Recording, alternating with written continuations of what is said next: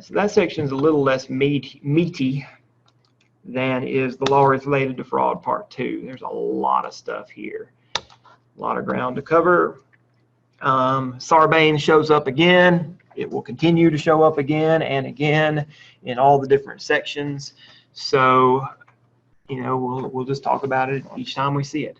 You'll get questions over it. And I think you probably already know enough about this from audit class anyway.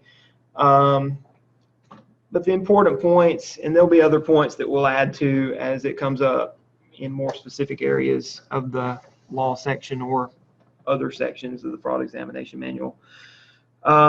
We all know this. It requires the CFO and the CEO to certify the SEC filings. There's a criminal certification where they're certifying that the information presents fairly in accordance with GAAP, blah, blah, blah. And there's a civil certification that they have reviewed the report. All right. Sarbanes-Oxley has a deal about audit committee independence. They're big on audit committees. They're big on the independence of those audit committees. Sarbanes-Oxley has enhanced financial disclosure requirements. You know, all this came about after Enron and all the goofy mess that they did. So they certainly did hit off balance sheet items and things like that. And they also hit, you're not allowed to do pro formas that are misleading. You've got to disclose whether you've adopted a code of ethics for your senior financial officers. You know, these things, Sarbanes-Oxley did a lot. Audit reports have to be maintained for 5 years. Disgorgement, that's a funny word.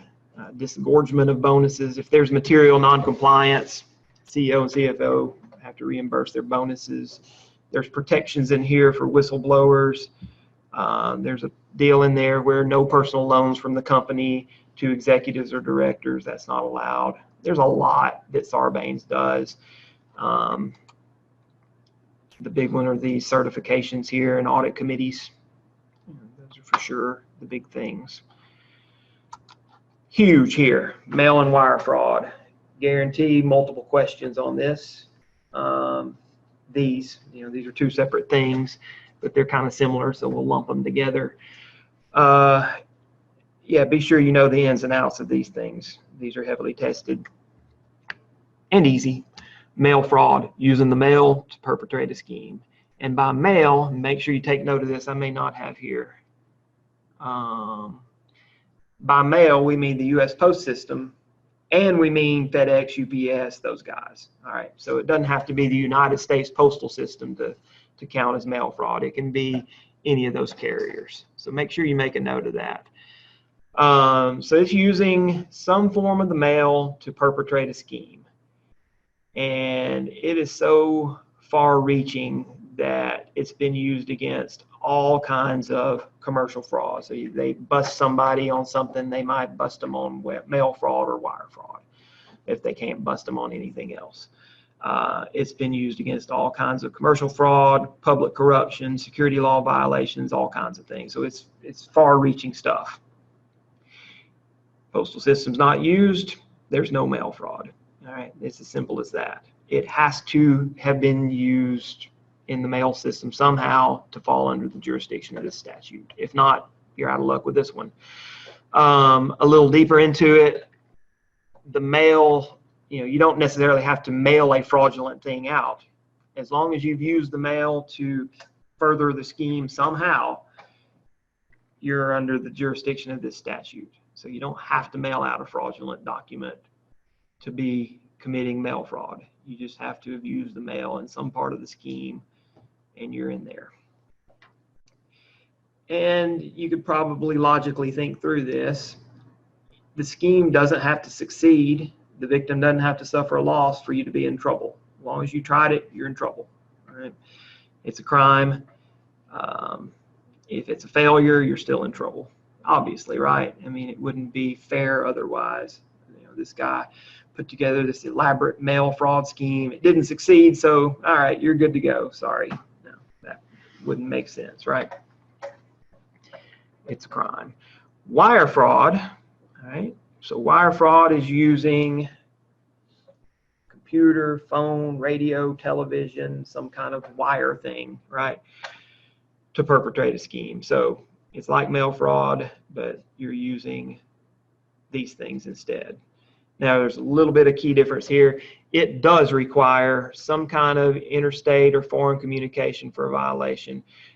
This is different from mail fraud. Mail doesn't have to travel for there to be a violation. So it certainly doesn't have to travel interstate. For wire fraud, it does have to travel. All right, so you'll get questions on this. There might be a scenario and it says they could be busted under which, mail fraud, wire fraud, something like that. There could be, which of the following is not true about mail fraud, or which of the following is true. And it could be something like, any of these things up here. They used FedEx. They're still there, right? They didn't actually mail a fraudulent document. It's okay. They're still in trouble, right? That kind of thing. So, or, in any of these, they can always, except for negligence, they can always throw in, they knowingly tried to do this and it was willful. That's always an element of any of these frauds, right?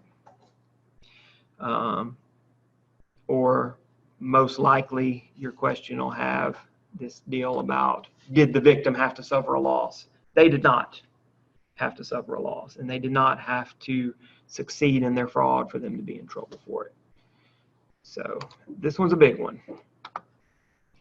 Not as big, but I threw it on there anyway. Honest services fraud, and this specifically targets bribes and kickback schemes. And I debated whether to include that slide, but I was like, it doesn't cost extra to stick it on there. So there you go. But honest services fraud. So the name of that kind of comes about where payment or receipt of bribes deprives the public of its right to honest and unbiased services of public servants. You may or may not, you probably wouldn't get a question on that, but you never know, so I'll put it on there. And then here we're just talking about terms we've already talked about. We're just applying it to specific areas. Embezzlement, we already defined that weeks ago. Theft, we know what that is. So there's a statute, embezzlement of theft and federal money or property. This obviously protects government property. Government doesn't have to prove that the violator knew that the public property belonged to the government. So if somebody steals property, they didn't even know it was government property, but they did, they're going to get busted on this because they stole government property. RICO, if you've seen any mafia movies or Sopranos or something like that, you've heard this term. It stands for something. I wouldn't waste my time memorizing what it stands for. Was it like racketeer, influence, corrupt? So I don't know. I don't know what it stands for. Don't waste your time trying to know what any of these abbreviated things stand for. It's just kind of a waste of time. Even if they do spell it out for you in a question, they'll always put a parentheses RICO after it. So RICO is these are the things that you'll see on The Godfather and Sopranos, and that's where they're getting these organized crime people. So to be under RICO, there has to be a pattern of racketeering. So a pattern, 2 or more illegal acts enumerated in any of these statutes we've talked about, mail fraud, wire fraud, bribery, extortion, whatever, that are connected in some way. So there's got to be continuity and a relationship. So a pattern of racketeering, continuity, pattern, relationship. So this is one of those things that they get the organized crime folks on.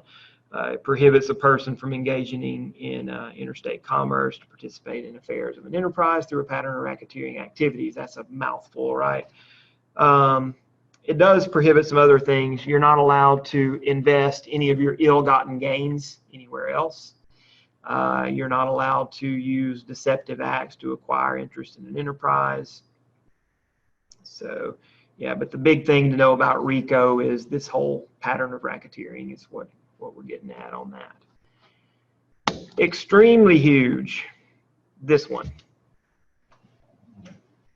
And anytime they address this in the test, they will tell you both of these things. False statements, 10001. Usually it's like, something about section 1001, parentheses, false statements. So they'll always tell you both. You don't have to freak out about trying to remember the 1001 thing. So this one, yeah, make sure you got your stuff straight on this one. The things you need to make sure and remember is there's got to be some kind of government involvement with this one. Has to be material, willful, the same usual things. Government didn't have to rely on it. So let's go through the slide here. So here we usually use this statute to prosecute false statements to law enforcement typically, or some kind of regulatory official not made under oath in the course of an investigation. Or it could be application for some kind of federal employment or federal credit or something like that. So it covers a lot of ground. IRS uses it when false documents are filed with tax returns. Those aren't as important bullet points. The last ones are way more important. The government need not have been actually deceived. They need not have relied on it. And that would be obvious, right? If somebody's trying to defraud the government and making false statements, they're going to get in trouble, right? It makes sense that they should, whether the government believed it or not. Also important, this statement didn't have to be directly made to the government. It can be made to a third party as long as it involves some kind of matter within the jurisdiction of the government, right? Test questions like to hit on that little fact. And obviously it must be material and capable of influencing. It can't be some just random immaterial thing. All right, heavily tested false statements. I can't think of much else to add to that. Yeah, as long as you know the things on this slide, you'll be good on that. All right. So, I'm trying to streamline things for you. There's a lot of material. We got 2,000 plus pages to read. So I'm really trying to streamline what you definitely need to know. Like I said, I may have gone a little overboard with some of these. Criminal and civil false claims acts. So criminal false claims acts makes it illegal to present or make any false claim against an agency or department of the United States. So I think that's obvious by the title of the thing, right? Crime occurs when the claim is presented. Payment is not an element of the offense, so it is a false claim. Civil false claim, so criminal claim against the Department of the U.S. of some sort. Civil, so this is the civil counterpart to it. It allows a private person, this gets a little weird, and you'll see a test question on this probably. It allows a private person to prosecute a civil action on behalf of the government. And this has a name, and this will show up probably on your exam. I hope I'm pronouncing it right. I would say quitam. I don't know. Quitam action. So that's what this is called. This is where a private person tries to prosecute a civil action against somebody who tried to do the government wrong. Now, why would somebody want to do this? Well, if they succeed, they're going to get a cut. They'll get 15 or 30% or so, plus attorney fees.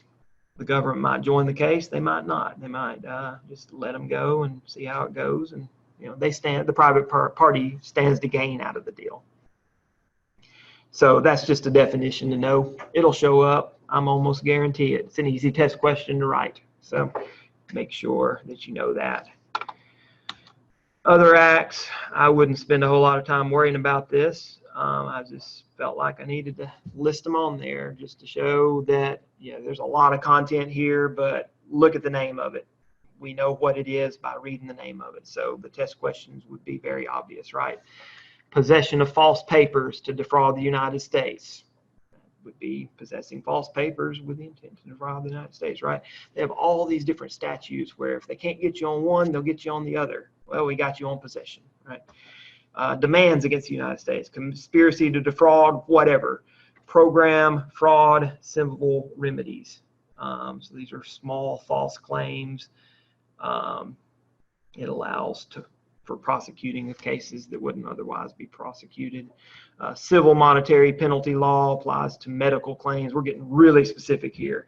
I don't know if I'd worry about studying that, but there it is anyway. Insurance Fraud Prevention Act. And I say if anything on this slide is worth committing to memory, it's this last one, misprision of felony.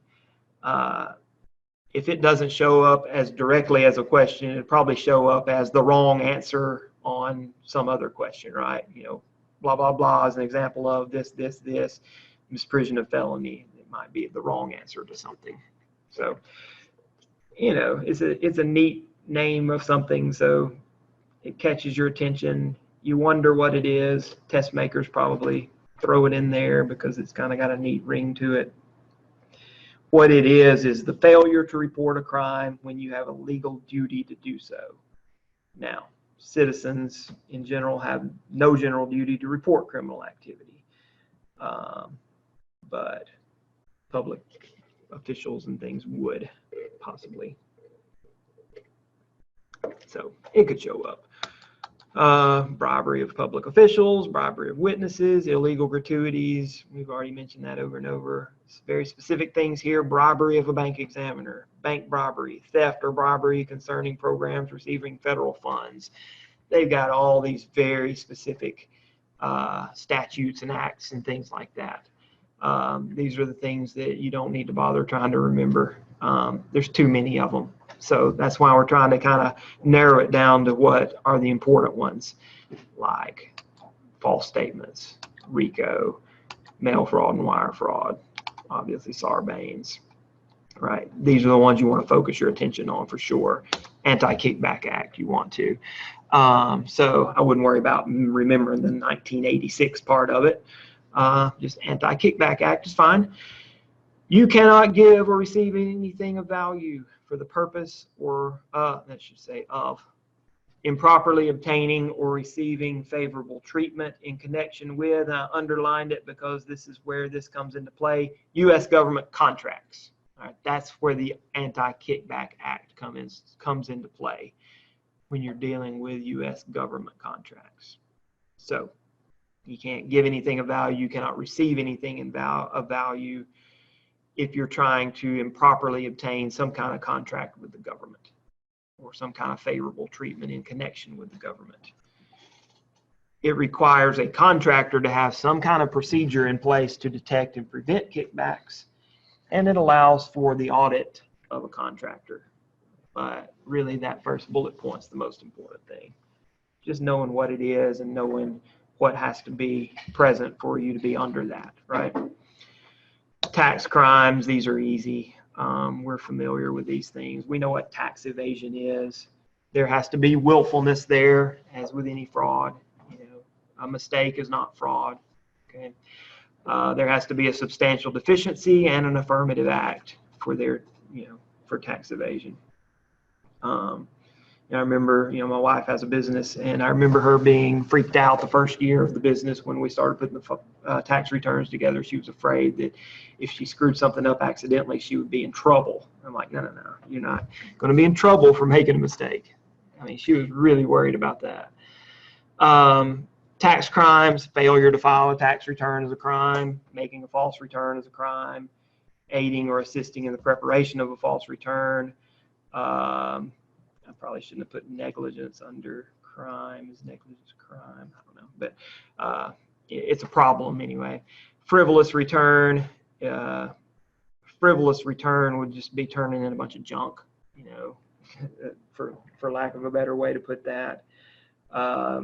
It's just incorrect on the face of the thing, or there may not be enough information in there to figure anything out. It's just a bunch of mess. All right. I didn't put false return on there, but yeah, there it is. So obvious stuff right there. And then we get into some things, and it just starts getting to be too much, but a lot of this will show up in other sections too. F-bar, that's the way I remembered it, so I didn't have to remember foreign bank and financial accounts. Again, if it shows up on the exam, they'll probably tell you the whole thing and put in parentheses. If they don't, you could figure it out, right? You could say, well, FB, you could probably get there. But they'll give you both. So this is a report. So it's the foreign bank accounts report, I guess is what FBAR abbreviates. But anyway, they're trying to combat tax evasion through tax shelters and tax havens and secrecy jurisdictions. It's a form, it's a treasury form. It's simple. All you have to do is report a balance of greater than $10,000 during the year or any financial interest in or foreign bank account. It's just a form. Something worth knowing. I wouldn't know too much depth of it. Just a general idea of what it is, why it's there. You're trying to keep people from committing tax evasion. Those balances have to be reported. It's a crime not to, right? Foreign Account Tax Compliance Act. There's a nice abbreviation for that. Also designed to prevent tax evasion. So you could kind of get in your head where they could go with multiple choice questions on this.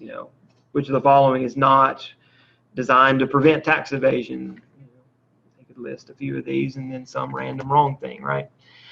Or it could be a simple definitional type thing. Which of the following acts requires a balance greater than $10,000 to be reported? So it could be something simple like that. They couldn't get too difficult with it. Anyway, this one is designed to prevent tax evasion using offshore accounts. The financial institutions, ours and theirs, have to report foreign financial assets greater than $50,000. So that's what that act does. And then it shifts into bank fraud. This is very broad and criminalizes any scheme to obtain assets owned by a bank or controlled by a bank, and anything from check kiting to whatever. An attempt is a crime. You don't have to show an actual loss. If they try to steal from the bank, they're in trouble. All right, back to these types of things. Again, it's got a long name: Financial Institutions Reform, Recovery, and Enforcement Act. Just go with the abbreviation. This one is trying to enhance the safety of our financial institutions. There are penalties that are enhanced here for several bank-related statutes that are broken. It gives the stronger prosecutorial arm. It's a word throw out there, isn't it? It gives government this to lean on, against corporate insiders and outsiders. And there's anti-retaliation protection in there for employees of banks. A lot of these have protection for whistleblowers and things like that. HIPAA we've seen before. Here it is again. Who cares what it stands for, but there it is.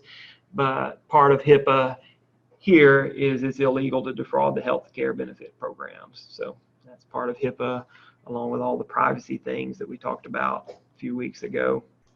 There's Stark Law again, physician self-referral. You're not allowed to refer you, a physician or some kind of medical personnel. You can't refer people to entities to which you or immediate family has a financial interest. You're not allowed to do that. You can't benefit from your own referrals. That's not legal. Affordable Care Act requires, and I underline that, it requires whistleblowing for certain providers at long-term care facilities. Failure to do so is a civil penalty, not a criminal one. This one, like a ton of the others, prohibits retaliation against whistleblowers. I wouldn't worry about taking note of which acts provides protection to whistleblowers. Just assume that they all do, whether they do or not. Test question wise, that is. If it has something about, which of the following is not an element of this act, and if one of them says something about whistleblowers, then that's probably an element of it. So. All right. And then there's a section about identity theft. We've talked a lot about identity theft and things, but here's some more of it again. A couple of the names of the acts, not really worth knowing the nuts and bolts of it, but you could probably figure it out. Identity Theft and Assumption Deterrence Act, Identity Theft Penalty Enhancement Act. There's nothing to memorize there. You could probably just see the name of it and say, well, the Identity Theft and Assumption Deterrence Act is going to make it illegal to steal somebody's identity, and that second act is going to make the penalties harsher. It's different things to prosecute on and different things to hit them with, right? Fair and Accurate Credit Transactions Act, FACTA. Did we hit that earlier? I guess we didn't. There it is. Maybe we hit it again later. Or maybe that was just something I was reading elsewhere. Whatever. So under that, I think it just shows up in another section of the manual on down the road, maybe. Anyway, you'll see it again probably. Financial institutions must develop a program concerning red flags of possible identity theft. All right, look at the name, Fair and Accurate Credit Transactions Act. So we're just trying to protect. The Graham-Leach-Bliley Act. It's worth noting. I think I have a separate entire slide on it on a later section in the semester. So we're just kind of hitting it briefly here. This protects customers' financial information. There's a lot of privacy protections here. It prevents credit card companies from selling your information, or really a lot of people from selling your information. So that act does that, among other things. There's HIPAA again. It protects patient health information. We know that. So not only does it protect patient health information, it also, probably should have put these together. I forgot where it was now. It was way back here. Whatever.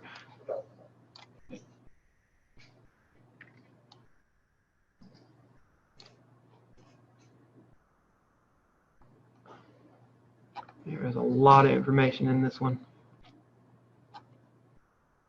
All right, anyway. And then Payment Card Industries Data Security Standard. Whew. It's a set of security due diligence practices. That shows up later too, not such that you have to really learn or remember anything, but you know, just to know that that standard's there. There's a set of practices, and I think later in the semester you'll see a list of all those due diligence practices, most of which are, you know, just kind of obvious that that would be part of that anyway. So just to make you aware that those practices are there about data security, safe handling of data. You'll get those a little later. All right.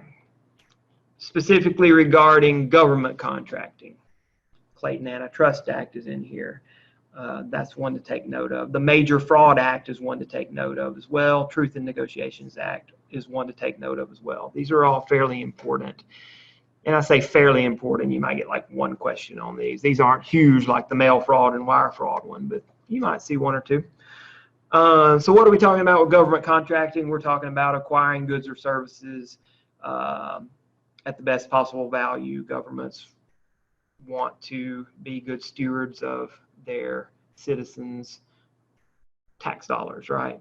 So they'll contract and they're going to try to get goods, they're going to try to get services at the best possible value. They'll obtain quotes if what they're obtaining is over a certain dollar amount, and if you get even higher dollar amount, they're required to obtain bids. So we've talked about the different frauds that can take place in that setting. Here are the laws that apply to that setting. Of course, you could deal with them through false claims and statements, mail and wire fraud, anti-kickback, all of those could come into play. But more specifically, the Procurement Integrity Act deals with the bids and conflicts of interest and things. That one's probably not really worth committing to memory, but these other three are. Clayton antitrust, antitrust stuff, right? You're not allowed to do these anti-competitive things. You're not allowed to have these exclusive dealing practices and predatory pricing things and boycotts as a group and things like that. The Major Fraud Act is actually worth taking note of. I seem to remember a question on my exam from this. So don't worry about the 1988 part, but it's easy. Major fraud, it's like major, like big fraud. The Major Fraud Act applies to contracts with the U.S. of 1 million or more. It's big stuff. So the Major Fraud Act. Truth in Negotiations Act, they often abbreviate this as TINA. Protects governments against contractors that inflate costs by giving false data. So under this act, the contractor is required to submit all this cost or pricing data before the negotiations, and they have to certify that it's accurate. Right? Makes sense. Truth in negotiations, right?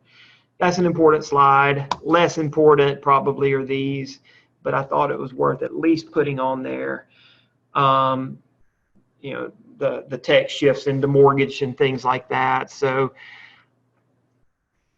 just in case something comes up, FHA, these are everyday, well, not everyday things, but as you get into buying houses and things, you'll get into these things, these FHA things.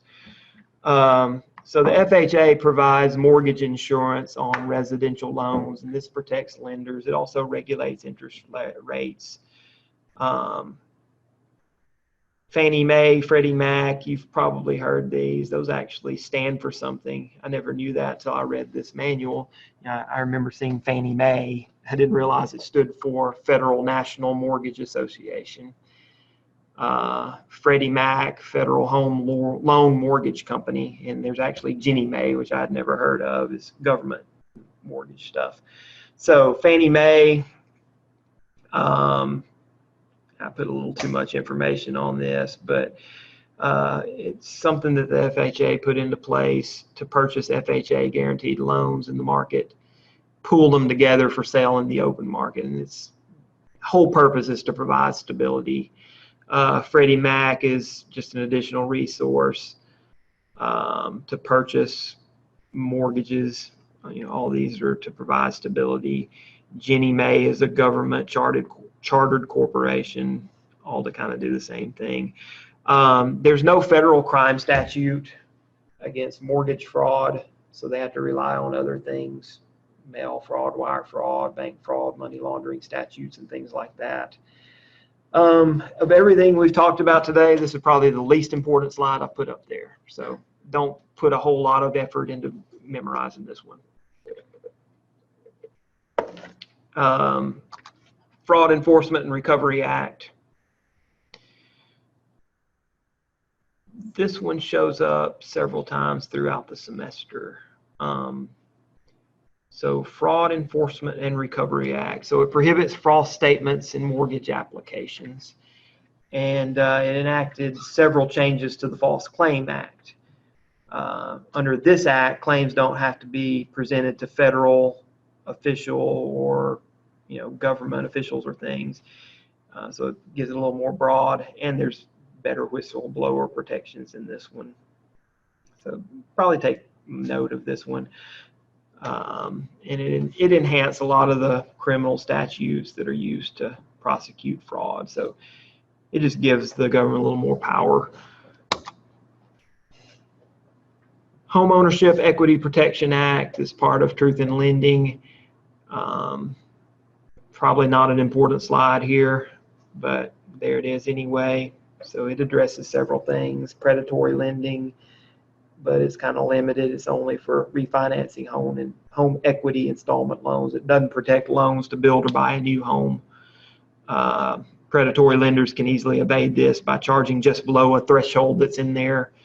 But it does prohibit lenders from lending without considering the ability to repay.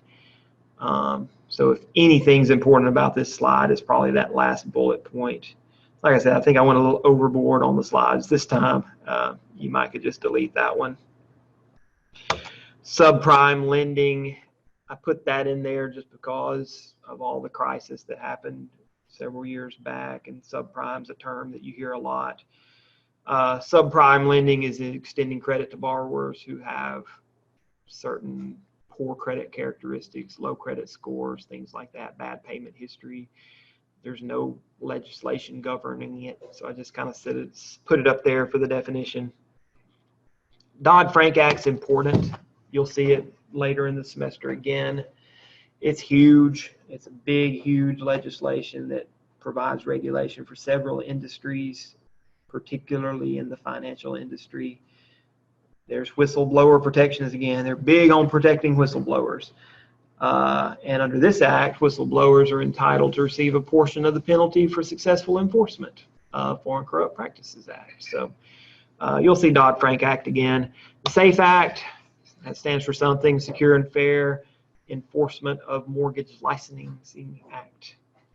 Again, I think I went overboard on this. That one's probably not extremely important, but there it is anyway. This one is, though. Fair Credit Reporting Act. This one's important. Higher credit scores tend to raise fewer red flags. So fraudsters tend to prey on borrowers with high credit scores. So the Fair Credit Reporting Act regulates credit reports, and it regulates the type of information that can be on those, and it limits access to that information. All right, that's worth knowing. Employers have to provide notice, and they have to obtain signed consent from applicants and employees to be able to access those things. So that was worth noting. Maybe one question worth. It's not huge, but that's a good one. And then various electronic related stuff. Access device fraud. This criminalizes use of debit cards, PINs, computer passwords, etc. The CAN-SPAM Act, believe it or not, you'll probably get a question on this. That makes it illegal to put a bunch of deceptive stuff on spam email, things like that. These other two are important. Electronic Communication Privacy Act. So there's a Stored Communications Act, and there's a Wiretap Act. So keep these straight. It's not hard to. Stored Communication Act protects things that are stored. Emails, voicemails. The Wiretap Act prohibits intercepting things, prohibits intercepting wire transfers, oral transfers, electronic communication. So once the information hits its destination and is stored, that act doesn't apply anymore. Stored Communications Act will, though. So these are both part of the Electronic Communication Privacy Act. Those are important. And I put a little star here. An employer is allowed to access emails if the employer provides the system. It's not a good idea for blanket access. It would only be a good idea if there's a good reason. But if the employer provides the email system, they can do it. All right, moving on. Trade secrets. So what protects those? There's the Electronic Espionage Act, which prohibits theft of trade secrets, criminalizes attempts as well. There are orders to preserve confidentiality, which protects confidentiality during a trial. That makes sense, right? You got somebody trying to steal all these trade secrets, and you're trying to prosecute it, and you got to preserve the confidential stuff during the trial too. Money laundering, you'll see a little heavier in other sections, but here it is anyway. It shows up here. So money laundering, first of all, is trying to disguise and hide illicit funds. So you're trying to integrate them back into the financial streams to make them appear legitimate. We'll get the ins and outs of money laundering in a later section. They'll talk about all the different things and layering and things that money launderers try to do to launder the money. But this is how people commit fraud and they get the money, and this is how they are able to actually enjoy what they get. They have to clean it up, launder it. They have to make it appear legitimate. And there are a lot of acts that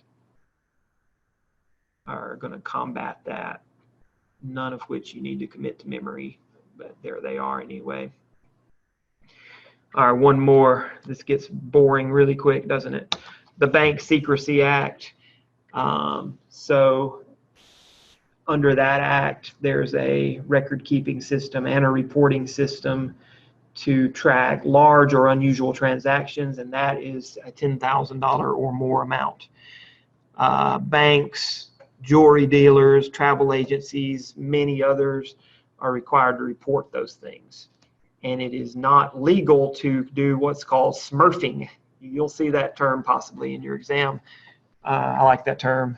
Structuring is another word for it. But structuring or smurfing is structuring transactions in smaller bits and pieces to try to avoid the reporting requirements for a 10,000 or more transaction. So if you try to bust that up, just so you don't have to go through the reporting, it's not legal to do that, and that's called smurfing. Love that term. All right, well, a lot of law mess. It's not exciting, I know, but yeah, if you focus in on the ones that I said to definitely focus in on, you'll be fine. And then for good measure, there's a little more extra to throw in there as well for you. But yeah, this should do it, what's on these slides. Like I said, my role is to try to streamline it for you so you don't get overwhelmed with all the stuff they're throwing at you, and maybe give you some tips along the way, test-taking tips. Questions or comments on any of this vast amount of information? There was like 96 pages worth of stuff in this, 97 pages. It's a lot, but we've narrowed it down to this. Questions or comments for me? All right, one more. It's quick. Bankruptcy fraud. All right, so bankruptcy itself first. So bankruptcy cases are not tried in state courts. They are tried in federal courts. The U.S. district courts have jurisdiction, but usually they're all kicked to the U.S. bankruptcy court. Test questions in this section tend to move toward the responsibilities of the trustee office. So we have the office of the U.S. trustee. They're going to administer the whole thing, right? That office is going to appoint trustees. They're going to appoint examiners. They're going to appoint committees. They're going to oversee and monitor these trustees. They're going to appear in court on these certain matters. They have a lot of power, these trustees do. And we'll talk about those powers as we talk about the different bankruptcies and things like that. But this entire office is made up of attorneys and analysts and investigative units, things like that. So be ready for questions about the powers that the trustees have. And be ready for questions about the difference in 7 and 11. I threw 13 in there, but 13 and 11 are so similar that I don't feel like you'll get questions on 13. But I put it in there anyway. But chapter 7 liquidation, you know, you just get to the point where you kind of say it all together, you know, chapter 7 liquidation, chapter 11 reorganization. It's an easy way to keep them straight. So chapter 7 is a liquidation of the debtor's assets. So you're liquidating assets, selling them off, paying off the debts, right? So somebody files for chapter 7. That is a liquidation, not a reorganization. You can count on test questions on this, usually about which is a liquidation, which is a reorganization. It's very simple. All right, this is the most common type of bankruptcy. Anybody can file. There's a test to determine whether they're being abusive in their filing.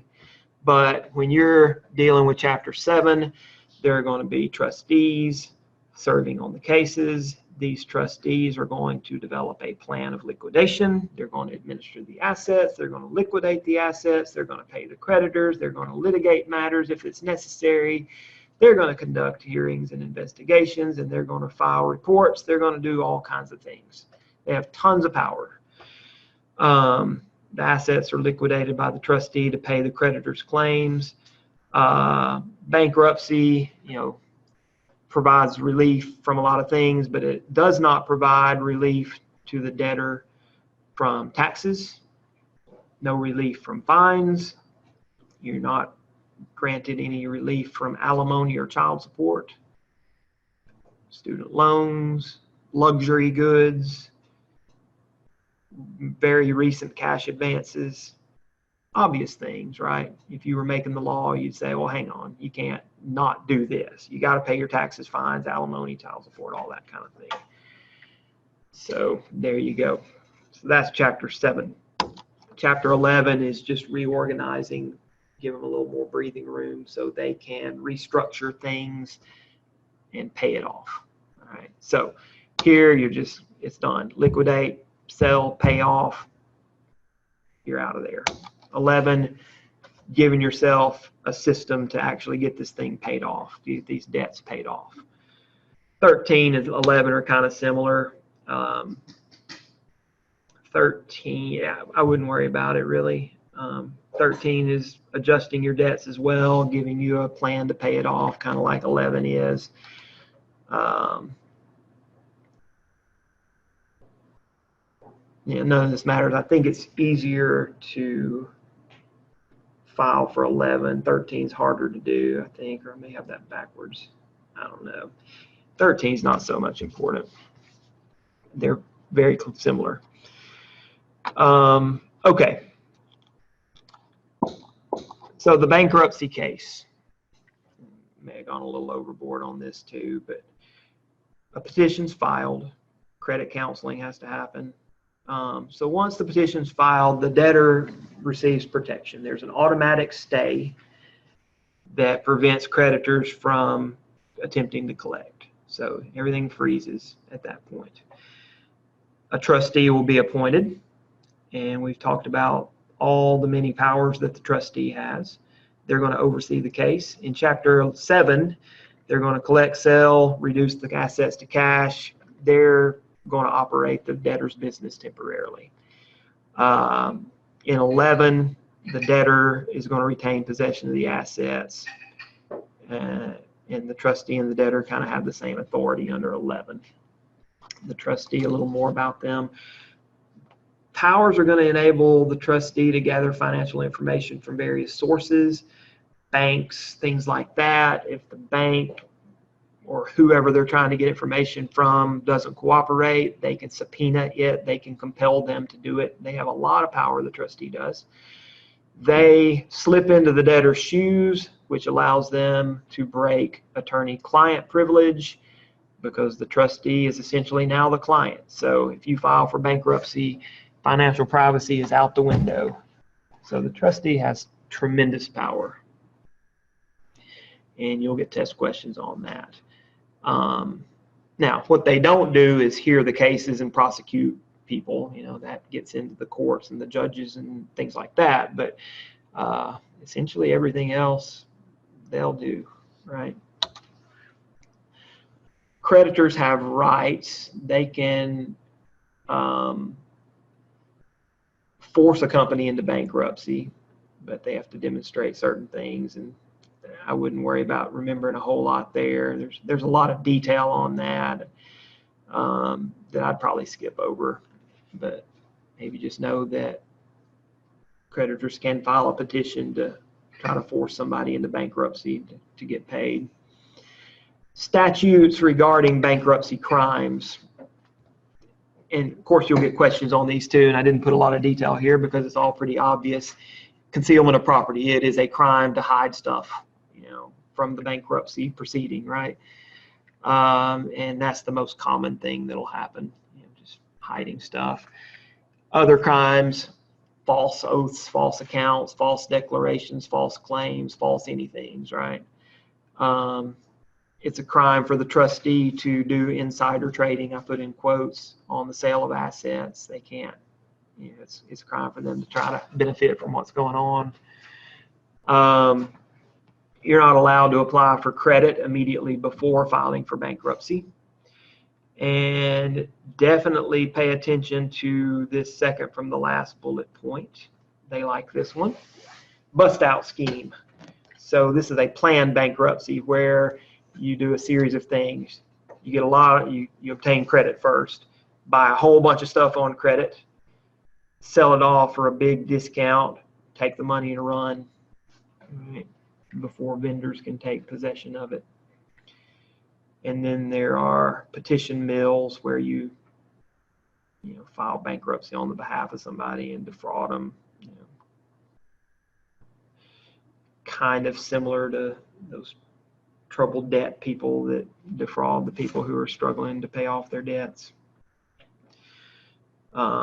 So, fairly short section, fairly easy section. It's not that short. There's 40 plus pages in there, but narrow it down to these slides and you'll be fine on this one. Chapter 7 verses 11, bust out scheme,